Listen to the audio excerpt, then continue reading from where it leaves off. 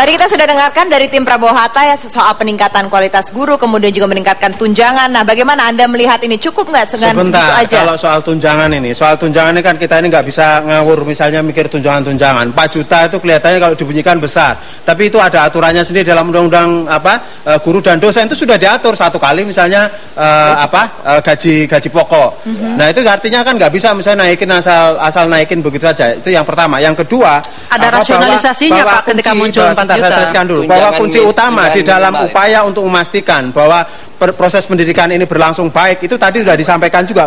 Kuncinya bukan hanya sekedar misalnya jumlah tunjangan yang diperbesar, tetapi ngirimnya setahun sekali atau 6 bulan sekali atau 3 bulan sekali, bukan itu. Jadi tetapi sebuah kebijakan yang komprehensif, ya kan, komprehensif. Bagaimana misalnya kualitas guru, bagaimana kemudian mutu lembaga pendidikan yang memproduksi dalam tanda petik ya, LPTK-nya ini diperbaiki.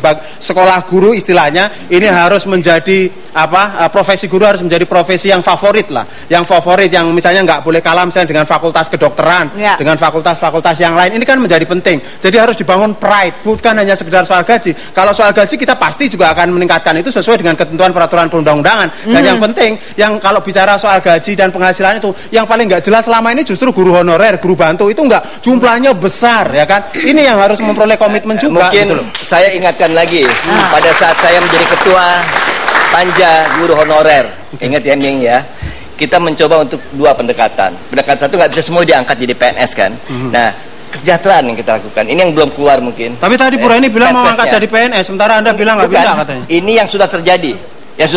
Ya. Jadi yang namanya pendekatan kesejahteraan itu adalah dari kesejahteraan gaji. Itu yang kita maksud 4 juta itu rata-rata. Bukan semuanya sama. Diperhatikan juga dengan gaji pokoknya pasti ya. Tapi gaji minimal 4 juta itu sekarang 2 juta kan penerimaan guru. Oke, silakan Jadi begini, betul. Mohon maaf ketika kami berkapasitas sebagai anggota DPR RI, kami 2010 pernah 4 hari 4 malam mengklasifikasi jenis-jenis guru honorer. Maka kemudian muncullah 3 klasifikasi guru honorer. Yang pertama kategori yang tercecer, yang sekarang sudah selesai diangkat. Yang kedua ada kategori 1. Kategori 1 itu guru yang diangkat oleh pemerintah, kemudian digaji oleh pemerintah, tapi ditugaskan di sekolah negeri. Kemudian yang kedua, guru yang diangkat oleh pemerintah digaji beri honor oleh pemerintah, APBN, APBD, maksudnya digaji dari anggaran, maksudnya bahasanya digaji dari dana APBN atau APBD, tetapi bertugas di swasta begitu. Itu masuk kategori 2. Dan kategori 1 sekarang sudah sebagian diangkat, kategori 2 sekarang dalam proses. Total general hari ini guru honorer dari mulai daerah tertinggal dan segala macam itu sekitar 900.000. Total general, persisnya tentu ada buntutnya begitu. Nah ini dalam 5 tahun ke depan oleh Pak Prabowo dan Hatta ini akan diangkat, diprioritaskan. Tadi Pak Ruli bilang nggak mungkin diangkat loh tadi sebagai ketua. Pak Ruli mengatakan asbabun nuzul munculnya 900.000 itu dulu begitu, sebagian sudah diangkat begitu. Yang sekarang yang tersisa ini dalam kepemimpinan Pak Prabowo 2014-2009 ini mau dibereskan begitu. Nah, bisa dibereskan juga nggak nantinya dengan tim Jokowi JK? Ini kan soal anggaran, jadi kita nggak bisa main-main misalnya dengan anggaran. Jadi hanya misalnya seolah membuat rakyat itu senang mendengar angka-angka begini, yang kalau bicara anggaran, ini bicara political will. Nanti silakan saya dibantah, tapi saya selesaikan dulu. Jadi 20% anggaran pendidikan kita saja, ini kan selama ini sudah banyak yang kesedot ke gaji guru misalnya kan. Jadi kita nggak bisa misalnya dengan serta-merta langsung naikin ya kan tanpa melakukan rasionalisasi yang benar. Nah, kalau kita adalah mendudukan porsinya itu sesuai dengan undang-undang saja, karena sudah dijamin undang-undang dosen dan guru. Jadi artinya guru kalau misalnya itu diimplementasikan dengan baik undang-undang itu, insya Allah secara relatif kita bisa mengatakan tingkat kesejahteraannya sudah bisa naik. Nah, tetapi yang paling kunci juga, silakan tepuk tangan dulu. Yang paling kunci juga adalah bahwa itu tidak bisa semata-mata begitu. Kalau misalnya kita proses penganggaran di dalam pendidikan ini tidak jeli, itu akan bisa menghancurkan pendidikan. Misalnya kalau menawarkan 4 juta segala macam itu kalau nggak hati-hati, nanti banyak aspek-aspek di bidang pendidikan yang lain yang hilang. Kita belum ngomong soal prasarana yang kebutuhannya sangat besar. Kita belum ngomong soal peningkatan kualitas guru yang besar juga. Bagian saya dulu. Ini susah ya, berempat ngomongnya rebutan. Mbak Andin harus saya nggak biasa di komisi juga mau begini kita. Saya klarifikasi dulu apa yang Jadi gini, tadi Bu Retno sudah mengatakan bahwa kesejahteraan guru tidak semata-mata karena ekonomi atau tunjangan yang naik. Tapi ketika kita bicara guru itu kan tidak hanya di Jakarta, di Bogor dan Semarang. Ada guru yang belum terperhatikan betul di dalam rezim pemerintah, yaitu 3T. Nah, ini diferensiasi kita bagaimana selain guru honor tadi dibereskan persoalannya, tapi juga akses mereka. Ada di Kalimantan, berangkat pagi, pulangnya baru besok hari. Dibutuhkan asrama, dibutuhkan kerjasama dengan Kementerian PU di mana jalan mereka tidak bisa melintas, sehingga akses menjadi rendah. Dan itu bagian dari penyebab dari mutu. Tambahkan sedikit Bu sebelum saya lempar ke panelis. Ketika akan mengangkat 800 itu tentu dengan segala konsekuensinya. Bicara anggaran, bicara anggaran itu adalah politik anggaran. Politik harus ada political will. Sekarang ketika pemerintah punya kemauan untuk menjadikan pendidikan ini modal dasar kemajuan bangsa, maka pendidikannya menjadi prioritas. Enggak, kalau saya tanya anggarannya dari mana? Bukan. Mohon maaf. Kalau saya tanya anggarannya dari mana gimana? Sekarang begini, Pak Hanif. Anggarannya dari mana coba? Pak Hanif, saya ingin beritahukan begini. Sekarang sesuai dengan Undang-Undang Dasar pasal 31 ayat 4, anggaran pendidikan sekurang-kurangnya 20% dari APBN dan APBD.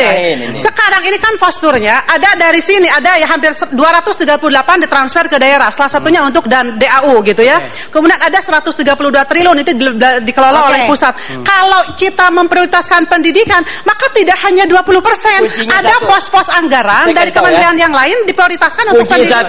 DAU itu mestinya komponen dasarnya gaji dari penerimaan dalam negeri. Kalau itu dialihkan, DAU itu yang menjadi sekarang ini transfer daerah untuk gaji guru PNS di daerah. Kalau itu mah bukan program itu bukan program Pak Prabowo, tapi itu program Komisi 10. Kalau itu waktu saya mimpin kan.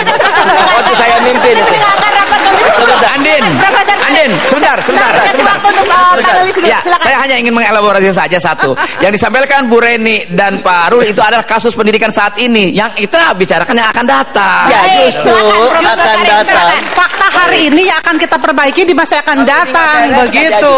Kuncinya ini kalau ini selesai dievaluasi terlebih dahulu, nanti boleh menambahkan. Silakan Pak Prof. Ya manis ya, karena keduanya juga bicara tujuan, tetapi maaf agak lupa caranya. Kalau misalnya ingin menerapkan wajib belajar 12 tahun, ingin meningkatkan tunjangan sertifikasi minimal 4 juta, lalu bagaimana caranya? Kalau kami inisiasi undang-undang tadi, Prof. Sebab revisi undang-undang, Prof. Sebab membebaskan mereka yang kaya tidak membayar juga tidak adil. Iya. Demikian pula menaikkan tunjangan sampai 4 juta minimal dan membiarkan yang tidak mendapatkan gaji juga tidak adil. Dan jangan lupa bahwa pendidikan juga bukan hanya tanggung jawab pemerintah, tapi juga tanggung jawab masyarakat. Tanggung jawab masyarakat semuanya. Oke, silakan Ibu Retno. Saya melihat sih ini mengerti persoalan, tapi ketika bicara tadi misalnya revolusi mental, reformasi pendidikan, itu memang arahnya belum jelas ya. Misalnya saja kalau saya kuat mendengar tadi di bagian tim Pak Prabowo ini menyatakan bahwa ujian nasional masih dibutuhkan. Sementara di dalam tim yang Jokowi itu sangat jelas tadi menyatakan justru akan mengevaluasi, tapi itu juga tidak jelas, apalagi ada JK di sana. Jadi perlu dipertegas kalau memang itu ya hapus ujian nasional menjadi penentu kelulusan, itu harus jelas gitu ya. Kan tadi sebenarnya Pak Miing menyatakan berkali-kali seperti itu, tetapi tidak dijelaskan dan masih ada figur JK di sana sehingga mungkin masyarakat masih banyak yang meragukan. Yang kedua tadi Bu Reni mengatakan bahwa guru akan ditingkatkan S1, S2, S3. Terus gimana caranya dengan jumlah guru yang sekian, mekanismenya seperti apa, itu juga belum jelas. Kemudian tadi bicara soal kejuruan ya, sekolah kejuruan akan diperbanyak, kalau tidak menyebut persentase tapi akan diperbanyak. Ini juga satu benturan karena akhirnya kita lupa pada tujuan bahwa seolah-olah ini menyediakan tenaga murah untuk para pemodal. Baik, ya. Oke, tepuk tangannya untuk para panelis dan juga untuk para tim suksesnya. Dan sayang sekali waktu kita sudah habis.